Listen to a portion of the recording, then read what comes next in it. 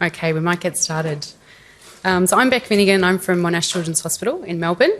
Our first speaker this morning is Dr. Simon Cohen. He is also from Monash Children's Hospital, and he was set with the huge task of setting up a children's pain management service, which the new hospital is actually due to open next week, so that's very exciting. In addition to being a paediatric pain specialist and paediatrician at Monash Children's Hospital, he's the Chief Medical Officer for Very Special Kids and a pain specialist at Victoria Pain Specialist. He's also... today he will be talking about engaging the unengageable, which I'm sure we've all encountered patients that fit that category. Thank you.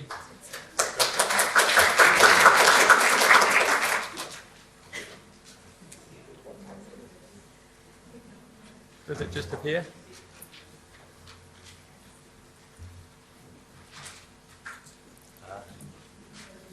Magic. Thank you very much. It's actually fabulous to see so many people here today. It shows the interest that there is in paediatric pain and the demand for that, and that's lovely to see. We've had two amazing presentations, four, but one was on BMI, one was on GMI, so I've decided to call mine EMI, which is engaging, motivation, and intensity, or inspiring, I think we'll call it. So I've got to thank... I was given this title topic, and thank you for inviting me to talk, and giving me this amazingly challenging topic to solve in approximately 20 minutes. So we better get cracking, because this is a tough issue.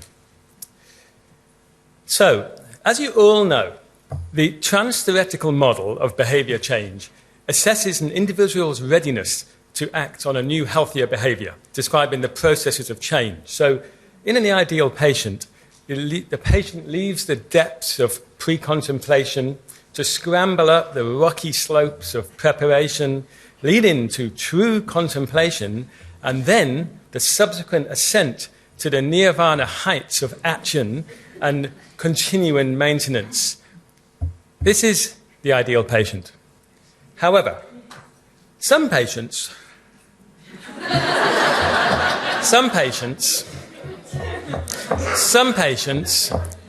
Here we go. And this is also an accurate graphical representation of our feelings when they walk into the clinic. It's these patients that frustrate us and challenge us in equal measures. And this is why, when I was talking about what to talk about this, we talked about this subject, because there isn't an easy answers for these guys. They're very tough, and we need to think about creative ways of managing them. It's actually very helpful to recall the valuable words of Chris Eccleston. He's a British psychologist, so many people will be familiar with him. These are patients and families who have normal behaviours in an abnormal situation. They may be incredibly dysfunctional behaviours. They may not be helpful for them, but they're normal behaviours in adaptation to a very abnormal situation. Remembering this can help me, at least, deal with what seems like obvious maladaptive behaviours. We need to sometimes be able to step back and reframe in order to engage the unengageable. I haven't got a magic wand, but I've scoured the literature for tips to help, and I can present and offer the following gems here. So, I was uploading this bunch of slides in the slide uploader presentation area, and the guy uploading it saw it, and he goes, another Trump. Everyone's got a Trump picture. It's like bloody comedy gold. So here's my Trump picture. So, according to the leader of a free world, most of our problems apparently stem from political correctness. However, since I'm sure none of you want to be even thought of as politically incorrect, here's an update to the terms in the field. When we're talking about the patient success in following treatment regimen, the term compliance is now used less often because it implies blame, it implies patient obedience, and this is associated now with the term the patient did or did not follow directions. And so we're seeing this less and less in the literature. What we're looking at is adherence. This is more appropriately used to talk about more positive aspects, to talk about collaboration between patients and providers. And so you'll see this in the literature, and this is the accepted PC term now. So why would a patient not follow medical directions when they've got pain, and the directions will presumably help them to manage better? Well, there's three obvious factors: doctors, patients, and parents or carers. And we're pretty familiar with all of the multiple areas or aspects which might prevent somebody from moving forward, which apply to the parents and apply to the doctors. Continued belief that there's some undiagnosed medical problem, fear from parents, genuine fear that if they diagnose a pain problem and not a medical problem, that means they'll never think about a medical problem. They won't get pain medications anymore. They'll think it's in our head. She won't accept the psychology. And all of these things which go on in parents' heads and other professionals too. There's habitual maladaptive behaviours. How are we going to change those? There's previous failures of moving forward. How's it going to be different now? And all of these things can prevent moving forward. Dobe and Zernikow, the two German pain psychologists and a pain physician, neatly encapsulate this into the three thought traps, they call it. Everything is of pure psychological origin, everything is of pure physical origin, and the pain must vanish at all costs. And these thought traps equally apply to parents and to professionals and doctors as well. And we need the common cause of unable to move forward. So, this much we're familiar with. Now that we know the problem, it's an easy fix, no? Well, we're well versed in the tools that we have in order to manage. What do? We do cognitive behavioral interventions. Now, these include relaxation skills, cognitive strategies, guided imagery, exposure, and then a mainstay of psychological strategies. CBT is effective, but it's well known in psychology that it's impossible to deliver CBT without some variety in communication, metaphorical use, and strategic skills which are tailored in the moment to specific patients. This is rarely described in the literature. CBT often fails not because it's not effective or not good, because it's not tailored to the individual patient. This requires some creativity. For instance, metaphors. Metaphors are very powerful. I see adult patients, and I know exactly who they've been to see when they say, I got some pain, but I poured some water on the heat, and the water cooled it down. And I know that they're using this powerful metaphor from a certain psychologist as they go, and it's incredibly useful for them. And one a reference you might like to look at is this paper entitled Chronic Pain is Like. And it's a wonderful discussion of use of analogies, and it has lots of great analogies that people have used in the past, including stuff like chronic pain is like a software problem, not a hardware problem. And that really connects and gels with some kids. And picking the right analogy can be very helpful and powerful for them. Educational interventions are interesting. There's a lot of evidence that education is very nice, but it's actually not very effective and doesn't do much to actually change practice or behavior. For instance, we often educate parents that repeatedly asking their child about their pain serves no purpose, and in fact it's detrimental to their thinking and function, and it prevents adaptive behavior. However, it's really hard for parents to stop this behavior, even when they had the education and knowledge.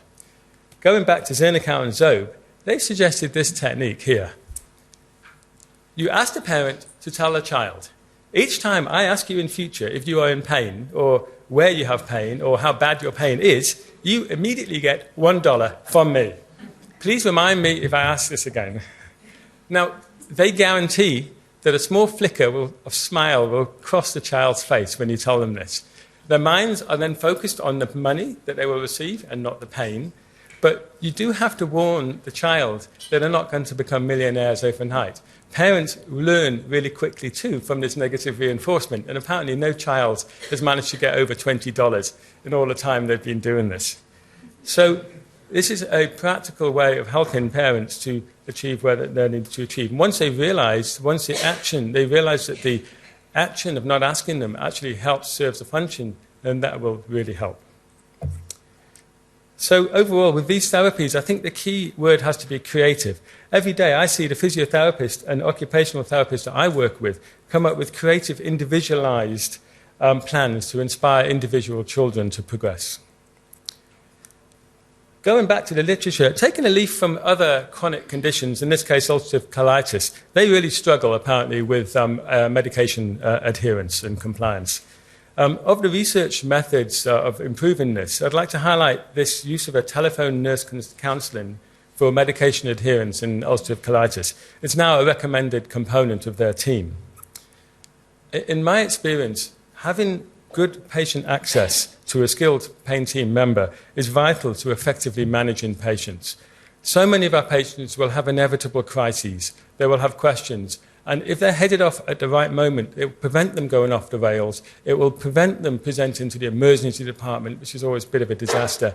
And it will help them. And just the knowledge that they've got someone to contact can actually help them move forward because they feel supported. Without that support, the wheels quickly fall off. And we actually give our email addresses out in order, and they know they can email and we will get back to them, and that helps them enormously moving forward. And it's very rarely abused, and if it is, we can discuss with them what's appropriate. But most of the time, just having that email and the ability to ask a question helps them move forward. And every day, again, I see Rebecca Finnegan calling patients and heading off disasters and helping them move forward. And it really does make a huge difference. So there's been a couple of systemic reviews on psychological therapies, and they're all considered to be good. But one bright light on the horizon you might like to consider is the use of problem-solving therapy. This involves, in brief, teaching patients how to systematically identify barriers to adherence, develop solutions, and then implement these solutions. There's a lovely paper by Sonia Palmero. They've taken this technique. They actually adapted Bright Ideas, which was originally for the caregivers of children with cancer. How are you going to solve the problems that you're presented with as a parent with a child with cancer? And they borrowed the logo of this light bulb, which represents the sense of optimism and brightness about the ability to solve a problem. And they used the words ideas, identify the problem, determine the options, evaluate the options, choose the best one, act, and then evaluate, see if it worked or not. And this could be a useful technique to aim for parents and older kids who are able to work their way through this. What I suggest is you ask your local friendly psychologist if they can work this into their options of management. I mentioned that these patients frustrate us. And the problem is that can be detrimental to our managing the patient. There's no surprise, enhancing the quality of the physician-patient interaction can improve the adherence to treatment, and discordance between the patient and the physician decreases. We've often seen patients who are described by others as bitter or angry or resentful and resistant. So how do we help those patients manage the brilliant intervention plans that we have for them? Well, it turns out that the techniques in the literature for managing resistance overlap with those of motivational enhancement therapy. This list shows 5 key components of that. You've got expression empathy. Empathy means accepting without judgment or criticism or blame. Such an approach has actually a paradoxical effect of freeing people to change. If they feel understood and accepted for whatever position they take, then they can spend more time considering what they're going to do to change that position. They spend less time defending what they're doing, and it removes some of that stream of yes, but, because you're saying, that's fine, I understand where you are. And it's difficult for patients to argue, therefore, with someone who's seeking to understand them rather than someone who's challenging them. If, for instance, I never exercised before I had a pain problem, I don't see how I can do it now. So you're telling me that you didn't see any reason to exercise before, and now it seems like a challenge to you. You're empathizing, you're understanding their problem, and you're also setting up a bit of a challenge for them. Reflection is part of the history-taking process. Listening and reflecting enables the patient and parents to elaborate on the way that pain takes over their lives, and it brings recognition for them, not just for the pain, but for the maladaptive strategies which they're using. The history-taking is part of the therapeutic process. It brings out to the parents what's going on, and it clarifies the maladaptive problems.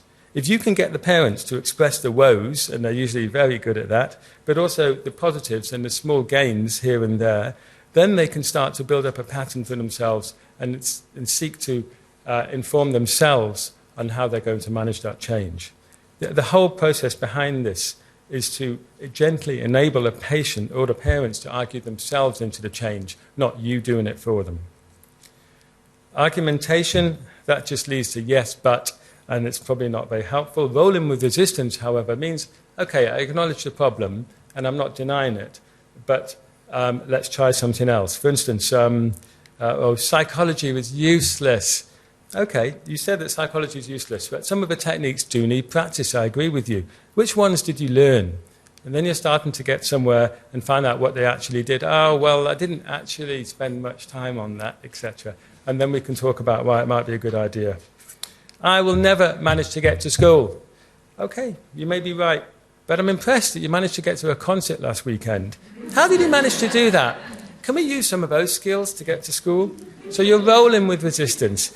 You're acknowledging the possibility of a truth, but you're shifting focus to small successes. How are we going to translate that into school? It turns out that research in this topic was about as much as helping the providers of care as the patients. One expert in the field of motivational interviewing says that his much more enjoyable consultations because he's not confronting or challenging the patient as much anymore and helping them assist their own ideas. And it makes a lot more rewarding for both the provider and the patient themselves. Okay, so it turns out pain and love do have some things in common. One of them is timing. I met the love of my life, but it just wasn't the right time in my life. So that's partly to do with the stages of change too. If they're not in the right place, then you're not going to get very far with them. Another good example is the smoker who comes in for antibiotics for his chest infection. I don't want a lecture on smoking, thanks. I just want my antibiotics. I just want my opioids. I don't want a lecture on how to manage my pain, thank you. And sometimes you have to wait and you have to get the right time in order to move forward. However, occasionally, there is a patient who, despite the best efforts of everyone in the team, doesn't seem to move forward whatsoever. A typical example would be this teenager with widespread fibromyalgia, school's been replaced with homeschooling, which is failing. Time spent at home is spent playing on the computer because apparently this is the only activity that doesn't cause pain. Boundaries are lost because the parents are unable to apply them. At this point, it might be worth considering, is this time for an intervention? Intervention is a fascinating topic. It's well demonstrated in TV shows, in cartoons. There is an actual TV show in America where this is taken from, where they perform an intervention for a drug addict and they get the whole family together and it's entertaining TV. But in the literature, there is nothing on intervention, how to perform an intervention. It's just rolling with resistance is the way to go. You don't confront a patient. But there are occasions when this has to be considered and it can be useful. To be honest, it's an approach where all the other choices, there's no other choices anyway. It's a high-risk approach. It's about as far from rolling resistance as you can get. And it's as much for the patient as also for you and the team, because there's no point carrying on, bashing against the wall, and in a no-win situation, wasting time and effort and money. So it's about achieving the result for all of you, not just the patient. We've had some successes with this approach. And as I said, there's nothing in the literature, but we've got some tips which seem to work for us. The whole team needs to be present. And the whole family members, anyone who's involved with this child's pain, usually the entire household, if possible. And when I say the whole team, not just the pain team, but if you can, drag in the consultant physicians from all the usual multiple different opinions that this child will have, rheumatologist, even if you can get the GP in, fantastic. But everybody has to, if everyone's in that room, it serves to say we're all in agreement with this. Please rehearse what you're going to say, and it's useful to recap between you all of the history and where this is going. You need to clearly summarise the lack of progress to date with objective evidence. You have to be able to say, this is what happened, this is what you didn't engage in, this is what you did. And this isn't a blame thing. This is just what happened. If you start blaming, then it's going to go quickly wrong. But then you have to say, this is what's happened, and this is how far you've got, regardless of your efforts. And I like to outline the trajectory of progress from this point if you don't change. And I do say something along the lines of, this is where we are at the moment. Your child has dropped out of school. They've got home and they're failing homeschool. They're going to come out of all of this with no school certificate. They aren't going to be able to get a job. They'll be on disability pension for the rest of their lives, and they'll be living with you when they're 35 years old. And I say that honestly, I say this is the way we see this going. And it's actually sometimes useful to be as blunt as that. On the other hand, we do offer some olive branches here and positives. If you buy in to what we're proposing for you, we will offer you our full support. That if, by the way, it's got italics and it's got underlined and it's bold. If you buy in, we will support you.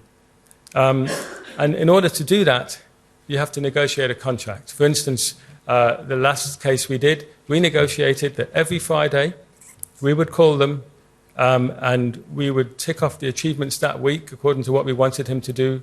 If he hadn't done them, then there were the consequences where we were going to back out at that point. We need to spell out the consequences of non-engagement, which is generally disengagement from our service. We try and leave the door open because sometimes, as I said, it's just not the right time. But we need to say at this point very firmly that if you're not prepared to go with the plan, then it's not worth us continuing supporting you. As I said, there's no evidence for this. And so I reached out to Chris Eccleston, who is the psychologist from England, to ask him what he thought. And he came up with this beautiful statement: how one creates and manages a therapeutic relationship and how it's central to these challenging interactions is the stuff of psychotherapy. I suspect as we move away from a slavish reliance on randomized controlled trials and move into more ideographic and data-rich evaluation methods, that it will become possible to explore such work more openly. It's a very challenging area, and I think it does depend on experience and knowledge of previous patients in order to pull it off successfully. You can get a biphasic response, and the patient says, all right, I'm done, we're going to go somewhere else. And that's not unexpected, and you have to be prepared for that. Also, possibly prepared for a bit of anger too. But if you can leave it in the frame that you need to do what you need to do, you're always welcome to come back if you want to buy into what we're selling, then I think the parents will respect that, hopefully. So there's some tips about managing these very difficult patients and helping them move forward. I hope that's helpful for you. If you, I've got a really nice little selection of literature which I've collected together because of having to research all of this, and I'm sorry I didn't put it up there, but if you email me at simon.cohen@monashhealth.org, then I'm very happy to email out the list of excellent references for you. Thank you very much.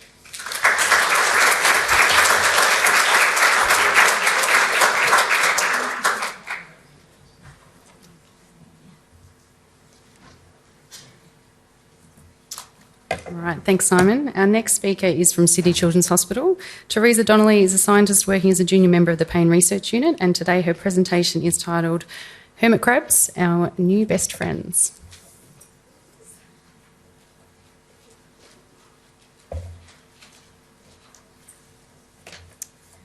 Hi, I'm from Sydney Children's Hospital. I work with the chronic pain team as a member of the research team. And today I wanted to share with you a project that we've been running at Sydney Children's for the last 2 years or so. I have to disclaimer, it's not my idea, it wasn't my project at the inception, but I have been involved in helping to evaluate the project as we've gone on. And it was actually the idea of one of our amazing child life therapists, and it's had the full support of the chronic pain team for the last 2 years. So just as a bit of a background, the chronic pain service at Sydney Children's Hospital is an outpatient service, but from time to time we do have inpatient admissions. So on average, those admissions last for about 2 weeks. It's a pretty structured program when the kids come in. It's very busy as well. They have obviously their medical management, they attend the hospital school, they've got daily physio, daily psychology, they've also got input from our child life therapists, occupational therapists and their social work. So we've got the kids coming into what is really an unfamiliar environment. They're away from their family, from their friends, and often we encourage minimal parental involvement as well. So we're really aiming to give the children strategies that they can take away from the hospital to help them effectively manage their pain. So the Hermit Crab project is something that obviously Kirsty, who's pictured on the screen here, came up with. And what we do is we give our inpatients 2 hermit crabs and a tank. And hermit crabs are ideal for the hospital environment. They're clean, there's no risk of transmitting any infectious diseases. They're relatively cheap. A full setup is about $50, and they're really safe. We get the kids to name the hermit crabs. They also get to design their shells and the tanks. And we also give them a daily routine that's on a list that they have to tick off every day. So they've got to spray the tanks with water, they've got to refresh the water bowl, they've got to give the hermit crabs a bath, and they've also got to save a piece of fruit from their food tray to share with their hermit crabs as well. We also ask our patients to keep a daily log of what their hermit crabs did on that day. So just so that sounds like a bit of an odd idea maybe for pain management, but there's actually a few evidence-based reasons why we think that this is a really good idea. So the first of those is for distraction. So we know that in the case of chronic pain, the pain isn't really serving any useful function for the child. And we also know that when we've got kids that are in an inpatient admission, their day is really structured around things to do with their pain. So they've got the physio and the psychology, and they're in a hospital with medical management. So it can be quite difficult to encourage them to engage in distraction techniques. So the hermit crabs are primarily a distraction technique. It's also great modelling for how they can use other distraction techniques. So we encourage the kids to get the hermit crabs out of their tanks and to play with them and to think about the different sensations of having hermit crabs crawling across your hands and things like that. So it's a good way to model perhaps mindfulness or certain other things that they might be learning throughout child life therapy sessions or psychology sessions about their pain, and also kind of modelling how their pain might decrease when they're engaging in some of these activities. We're also giving them a sense of responsibility that has nothing to do with looking after themselves. So we're really encouraging the kids to think outside of themselves and their pain, and they've really got to look after someone else. They've got to save the fruit off their food tray for the hermit crabs as well. So it's kind of encouraging them to think about not just their pain, but what else is going on, and that they've got to actually get up and attend to something else in the day. It's also part of their routine. It's also encouraging them to build self-efficacy. So at the end of the day, if they've completed all the tasks, they've got ticks on every item from that daily list of things that they had to do. So you can look back across the 2-week program and say, even on days that you had really significant pain, you were still able to complete all those activities, which can be a great way to kind of casually suggest to them that actually maybe they can do more than they think they can when they've got pain. Something that's unique perhaps to chronic pain patients that come into the hospital is that they can feel a little bit isolated in the wards because their presenting problems are perhaps a little bit different to other acute medical issues.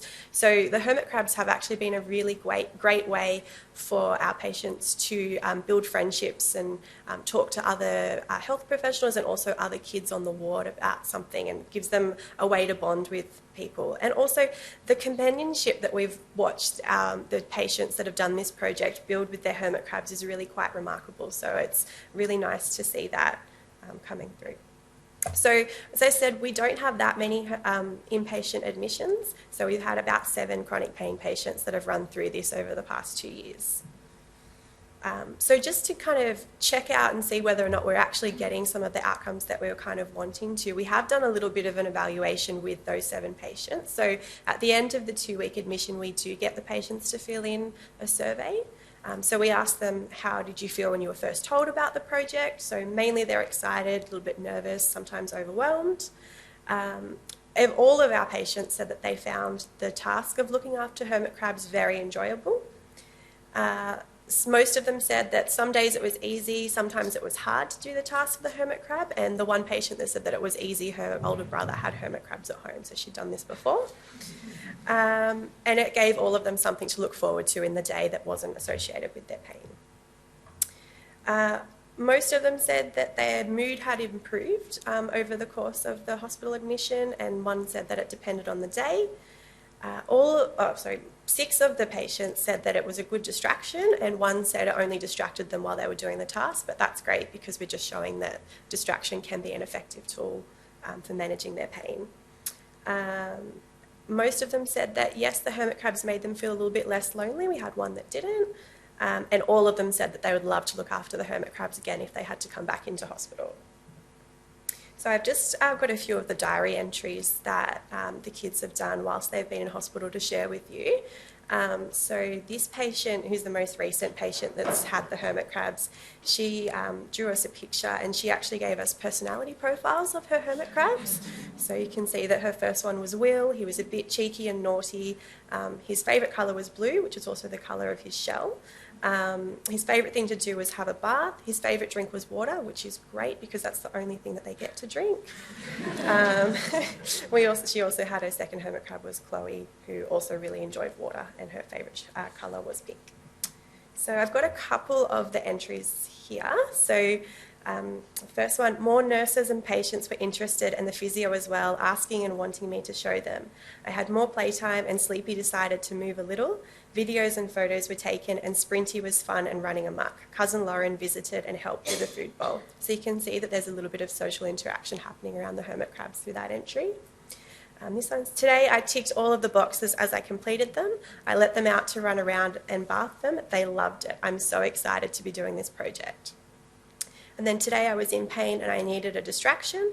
The hermit crabs were the perfect one. I got them out on my bed and sat there watching them. All the tasks were completed. So I think that's a really awesome one to show that even though this patient was in pain, they identified that that was a distraction technique and they were able to do everything they needed to do even whilst experiencing pain. So this one, so tonight Hannah and Charlie get to come to Ronald McDonald House with Mum and I. They're really excited about the big adventure. And today I have to give back Hannah and Charlie. I have loved being a part of this trial. I think it's great for pain management and would love to see this project go ahead long term. So just a note, this patient who's pictured here with her hermit crabs, she did the project whilst we were getting the hermit crabs back off the kids after their admission. We found that I think the first 2 or 3 handed their hermit crabs back in before they went home. And it was sort of the first thing when they came to their outpatient follow-up appointments was to ask about the hermit crabs. How are they going? Like, have you been looking after them? And they're really quite upset that they couldn't keep them. So after the first couple, we actually started letting the kids take them home if their family agreed. So now that when they come in and get it, they get to keep the hermit crabs long term. So it's the last point here is the crabs help me make lots of friends. They make me very happy. In total, they are very awesome. So this is one of our more recent patients. He took his hermit crabs home and he actually, I think he upgraded their tank and he's got a few new friends for them as well. So just he was happy to let us share those photos with you guys as well. So just a few observations from the clinicians and the chronic pain team. For 2 of the patients that underwent the inpatient admissions, knowing that they had the option of getting hermit crabs and participating in that project was actually what convinced them to agree to coming into hospital. So it was a really big motivator to get them here and to kind of, it's a creative way to get them to engage, I guess, in the project. There was great relationships that they built with their hermit crabs and something to think about outside of themselves. It was really great that everybody, even the kids that didn't write much in their diaries, they still did all of the tasks that they were asked to do with their hermit crabs every day, which is pretty cool even when they're experiencing pain, and great to reflect back to them at the end of the admission as well. We had one patient who actually took her hermit crabs to the hospital school for a show and tell day, and that was also the impetus for the hospital school to do an entire unit on crustaceans that week. So it was something nice for them to get out of that as well.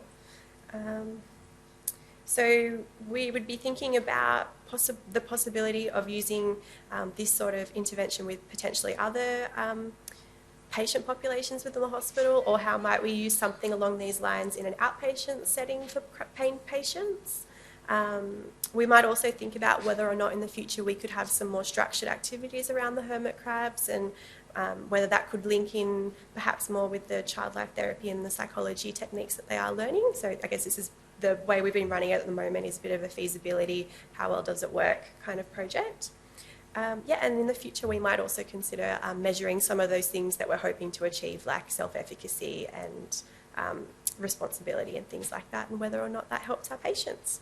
So thank you very much.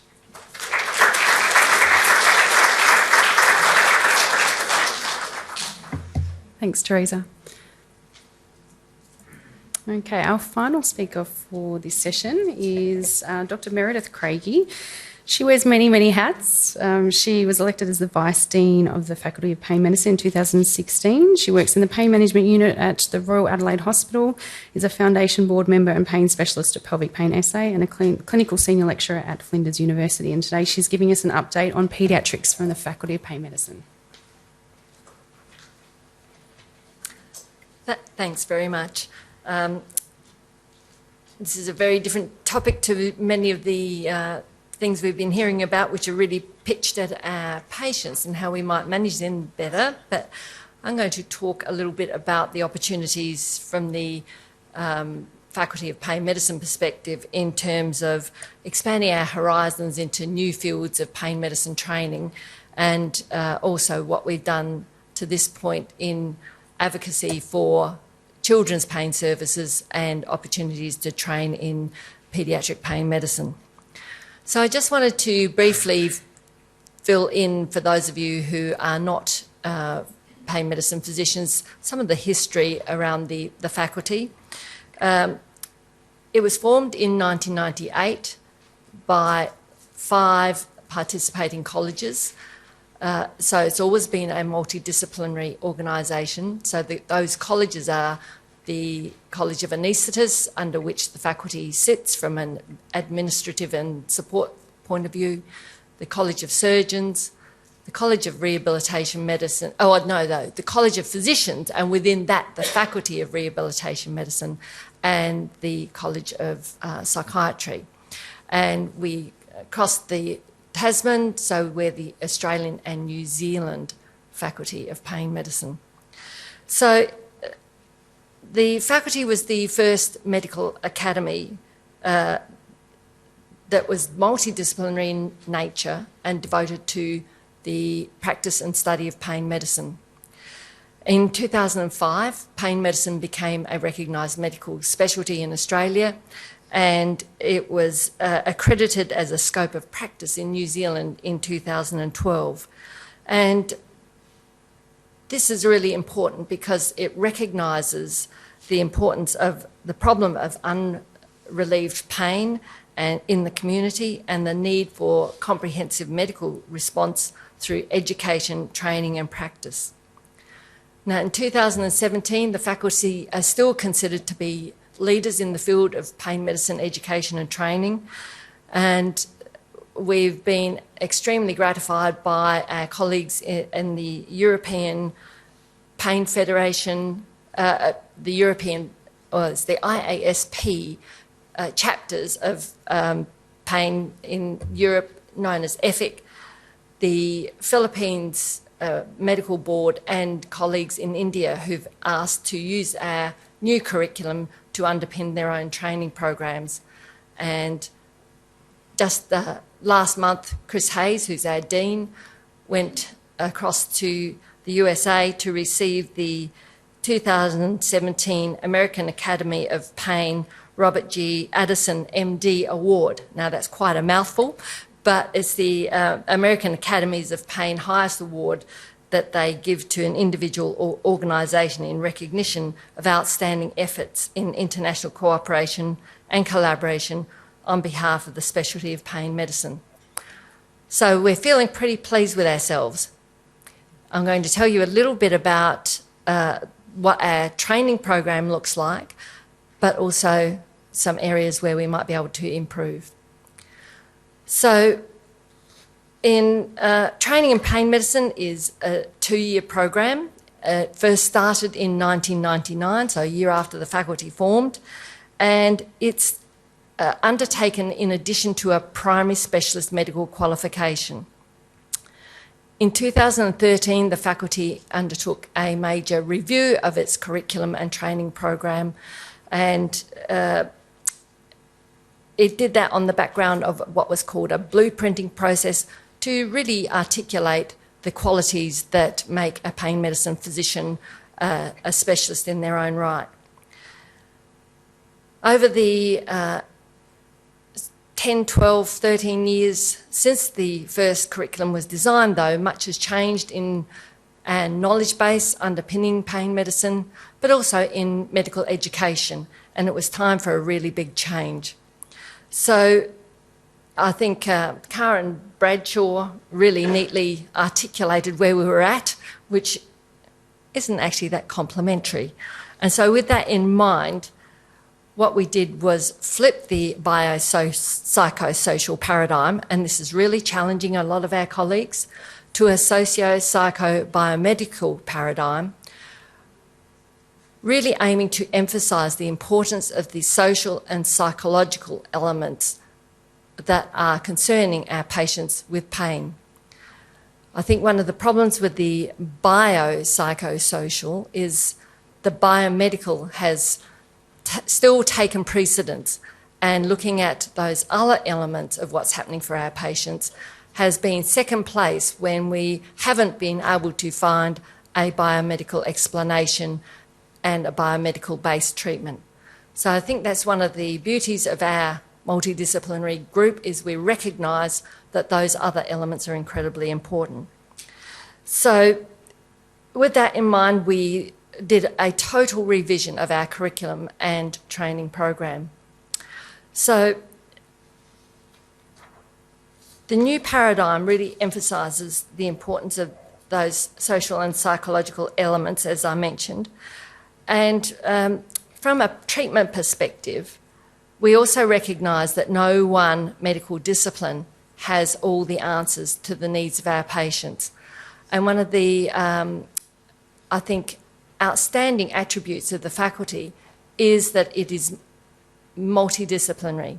This year, we have trainees from anaesthesia, as was mentioned earlier. I think George was mentioning that some of the multidisciplinary elements, but we also have a neurologist, we have 2 gynecologists, we have 4 rehabilitation physicians, we have a palliative care specialist, and we have several general practitioners.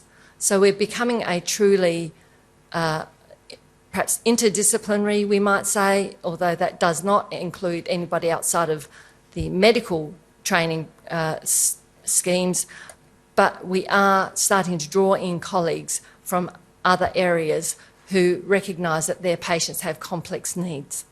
So I think that's a really a big improvement on what we can offer, and it reflects the changing nature of our training program. So what does it actually really consist of? The training program is trainee focused, and again we've tried to flip the paradigm from, rather than it being a biomedical focus, we've tried to make it trainee focused, looking at their needs, based it on competencies, hoping to encourage people to grow and build on their strengths, but also fill in areas where they might be less skilled. It's built around the modified CanMeds concept, and perhaps not everyone might be familiar with that, but the Canadian College of Physicians and Surgeons have this concept of all the different roles that a doctor might fulfil besides being a clinician, and we've called ours the pain medicine roles in practice. The program is also cumulative and integrative, and we have some additional topic areas that I'll explain in a minute that focus on particular areas of pain medicine that we think need some extra attention. We have 2 streams to the training program. where we've got centralised teaching of theory, and we've developed a range of e-learning resources available to our trainees. We have a couple of face-to-face workshops for them where they have opportunities to interact with each other as well as other more senior colleagues and learn some of those what you might call softer skills that are going to stand them in good stead during their practice as pain medicine physicians.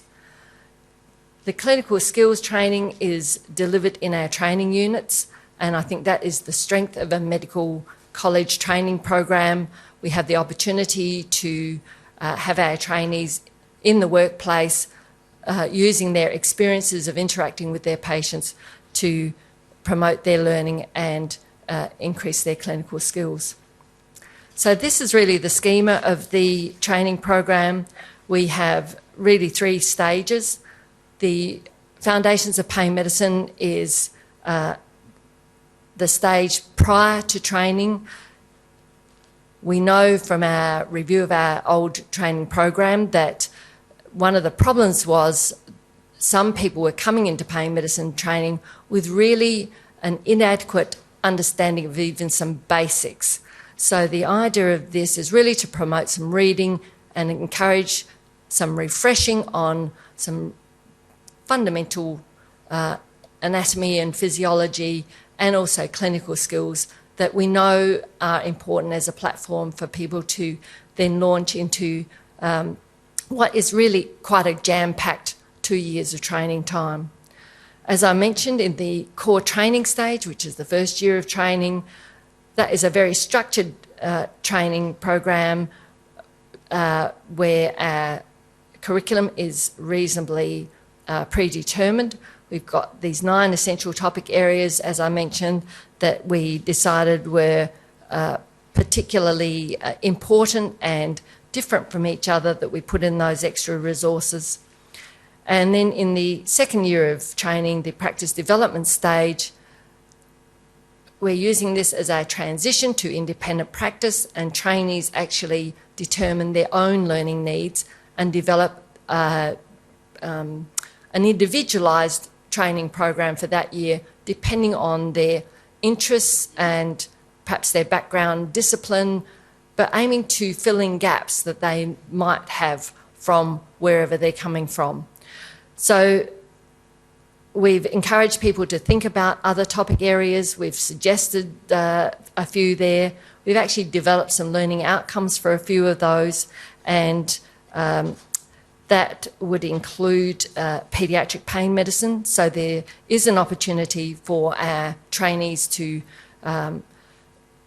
do some training in paediatric pain medicine, but only if they choose to. So that is a bit of an issue.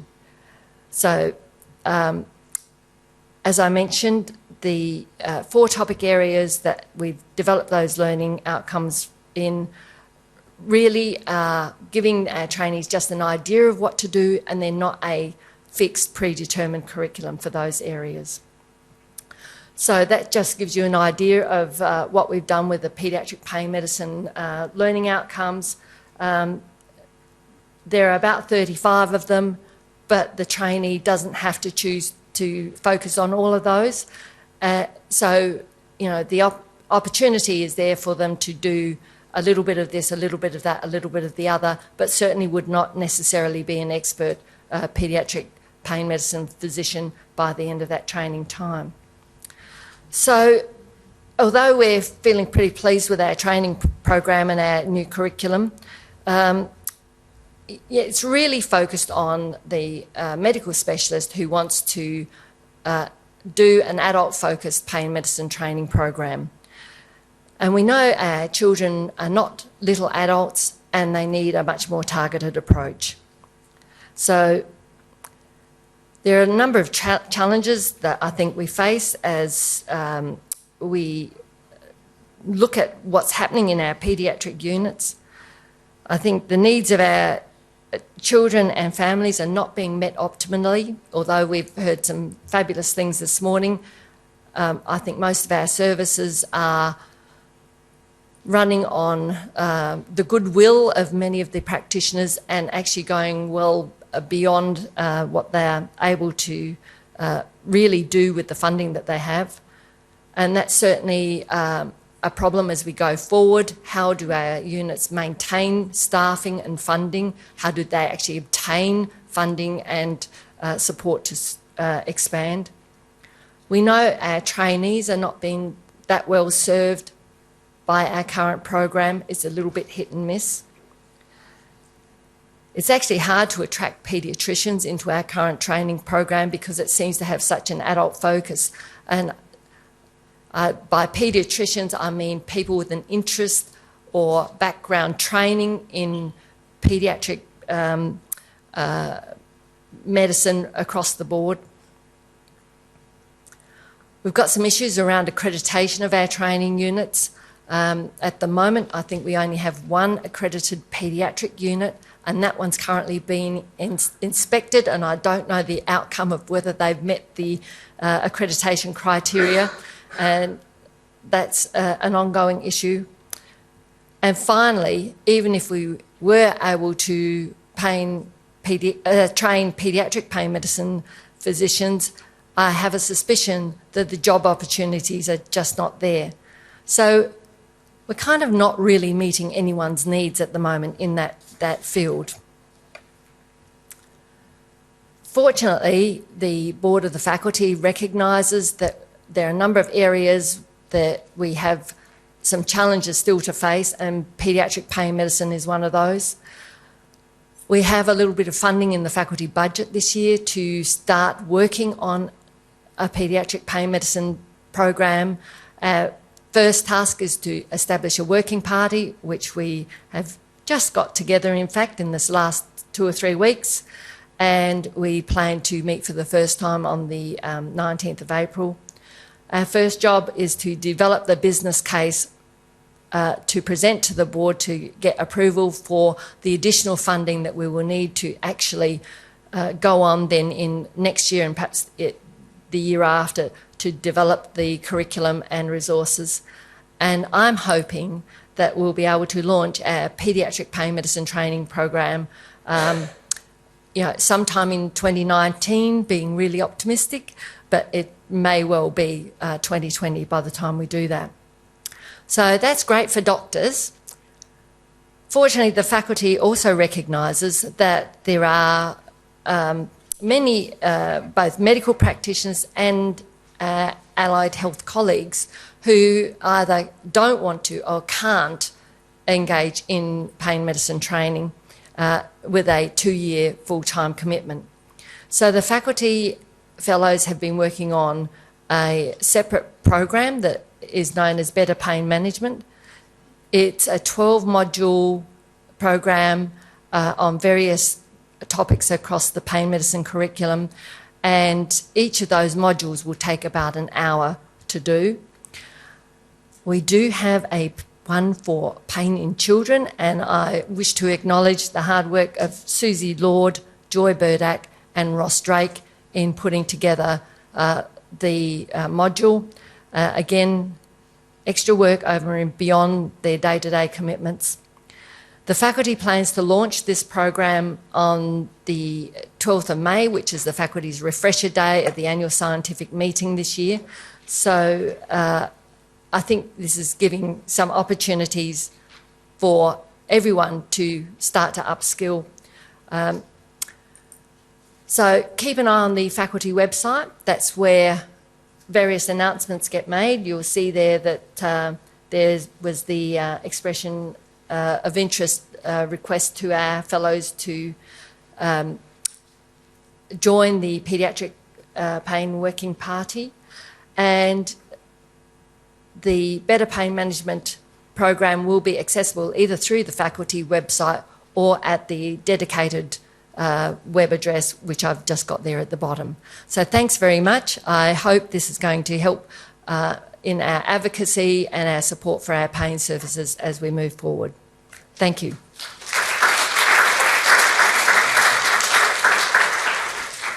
Thanks, Meredith. Can I get our speakers to come and take a seat up the front here? We've got a few minutes for questions.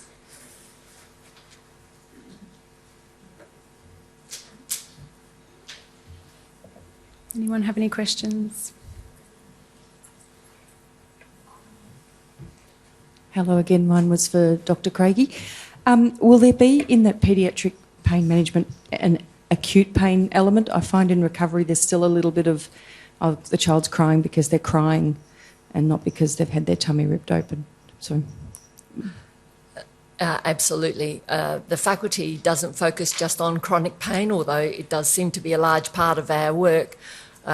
It is across the spectrum of acute chronic non-cancer pain as well as cancer pain management and end-of-life care. So we will incorporate that into our thinking about our paediatric patients as well. I'm going to rely on my multidisciplinary working party to bring in all of those elements into our thinking about what we want in this training program. Anyone else before we break for lunch? Can I just quickly, can anyone do that program or only doctors? The faculty is part of a medical college, so it is only for doctors. But we certainly recognise that education is required in other fields, and we're very supportive of our colleagues in other disciplines, hence the better pain management modules, which anybody can do. So whether you're a nurse, a physio, an OT, a psychologist, a general practitioner, the College of Surgeons are in discussions with us about adopting it for basic surgical training, which will be refreshing because I can tell you that most of the surgical training programs do not have any learning outcomes based on pain medicine. So there are some changes afoot there as well as we've been sort of networking and negotiating with our medical colleagues, but better pain management will be available for everyone to do. And I think the Craigie has put out a nursing-based similar thing. I got an email about it through the Gate Society. So I don't know if anyone wants to contact Beck or someone, I can forward Beck the details. Beck, this is just a bit of light relief, but a serious question before lunch. Hello, my name is Jordan Wood, and I am a pain specialist about to move back to New Zealand. This is for Dr. Cohen. You are obviously an amazing pain specialist and represent the very pinnacle of expert pain management in your area. Can you comment with regards to your talk on the issues of child protection and what to do with parents who may take their dysfunctional child and keep them away from school despite your advice? Thank you, Jordan. You wouldn't believe what I had to pay him to ask that question. I'm pleased you've asked it because it's an important issue which I didn't think I'd have time to touch on. When does the inability or the inability of the parents to engage the child in moving forward become an issue of neglect? It's very difficult because we want to support the parents, we want to support the family. Sometimes it needs more time, more education, and you can turn things around. And you don't want to destabilise this by saying that you are neglecting your child by not sending them to school. On the other hand, we need to do the best for the child. And we have legal obligations in Victoria and New South Wales, I know about, where you are obligated to report what you consider to be neglect or harm to the child. It's a fine line, though, and the parents will obviously argue, what do you mean we're neglecting this child? We're taking him to this specialist and this specialist. We're trying to get this answer. We're looking for a solution to this, and it can be very challenging.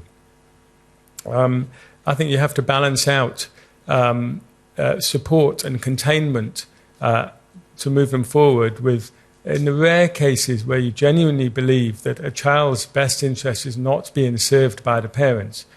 But I think to make this decision on your own is almost impossible, and you absolutely have to involve the multidisciplinary team. You have to involve child protection experts in your hospital to sit down and discuss what the best way forward is.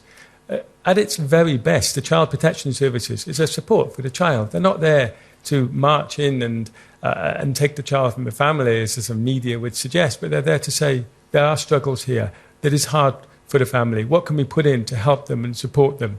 And that's, at its best, that's what the child protection services are for.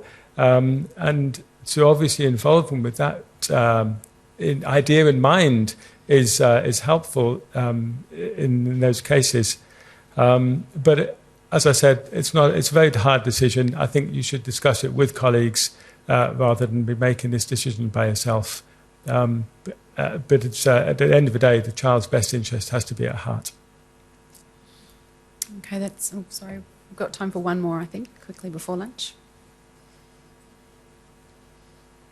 Hi, my name is Maria Polomonez and I'm a psychologist who works predominantly in the pain arena with adults, but over the years I've been seeing more and more children. And something that I saw in the adult population I was seeing has now become prevalent in the children population as well, and that's I would get couples come to see me and the person that had pain was relying on the other person who had given up their work to be on the carer's pension to look after them.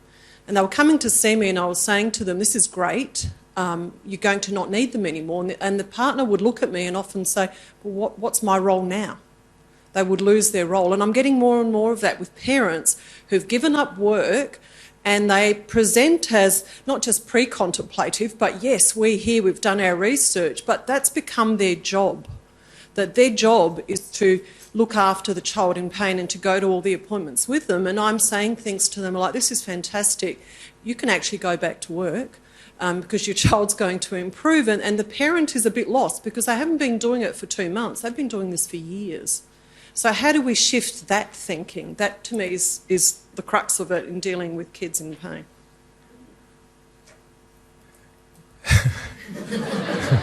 That one's all yours, Simon. I recognise absolutely your question. We would occasionally bring children into hospital and move them forward and get them out of wheelchairs and move them forward to find that the parents were horrified because they were losing that role. And the problem is when they go back into that environment, they quickly return to where the state they were in because the parents don't encourage moving them. We try to teach part of the role for admitting a child for a pain program is to teach a child independence and moving them forward. And I love the idea of the hermit crabs. You know, you can do something, you can make your own decisions. Man, those hermit crabs, they don't realise. They get a new shell. They get invaluable eastern suburbs, Sydney real estate there. That's a fortune. So independence is one thing. Can you teach a child to be independent and make their own decisions and move forward regardless of the parents? A family therapy, we unfortunately, children come with parents, yet we're not funded to see the parents, we're funded only to see the children. So family therapy, it seems to me to be the way forward, rather than just focusing on the children. And that's unfortunately not well funded. How do you give the parents a new role in life? Sorry? Give them hermit crabs.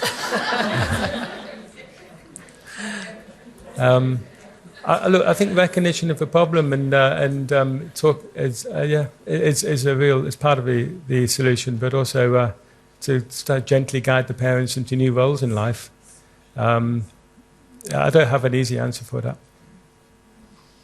Okay, unfortunately we'll have to leave it there because we've run out of time. But if anyone has more questions, lunch is being served, so you can chat.